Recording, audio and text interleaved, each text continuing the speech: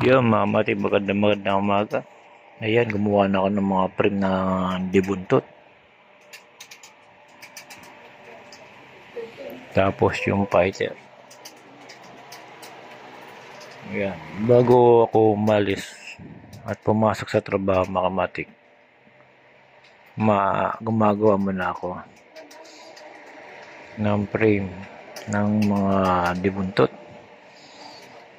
Kasi linggo, puro kayas lang inabot ko. Ngayon naman buo ako ng buo. At meron pa. Konti na lang yung pinakapakpak niya. Ano na naman, konti na lang to.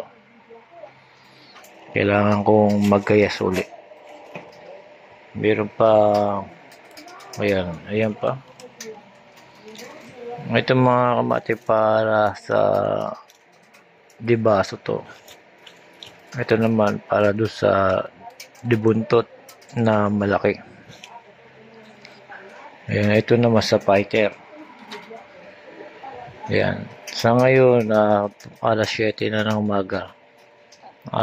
Alis na ako mga matik para mamaya pagka umuwi ako ng maaga, babalot naman ako mga matik. Baka kasi ako maubusan, tingnan yung mga matik. Ayan yung mga yari ko pagka nalagyan ko to ng plastic mga matik. Dibuntot. Konti na lang mga matik. Ayan, kaya gumawa ako para dumami.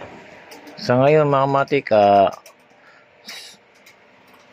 7:04 na.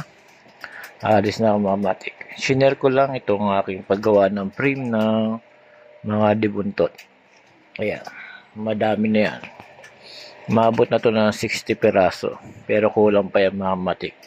Baka mamaya babalutan ko. Pagka maaga-aga tayo dumating galing sa trabaho mga matik. Pati yung fighter ko mga matik, kulang pa rin yan. Kailangan marami pa yan mga matik. Yan mga matik, hanggang dito na lang. Papasok na ako para may extra tayo money. Yan, hanggang dito na lang mga matik. Salamat. Alam mo naman mga matik, sa panahon ngayon kailangan kumilos lagi. Pagka may pagkakataon kumita, sige lang ng sige. Para din sa kinabukasan yun mga matik. Basta tandaan mga kamati, kailangan lagi patas. Huwag tayo kakapi sa bagay na delikado mga kamati. Kailangan laging safety tayo at na maayos at lumalaban ng patas mga kamati. Hanggang dito na lang. Salamat.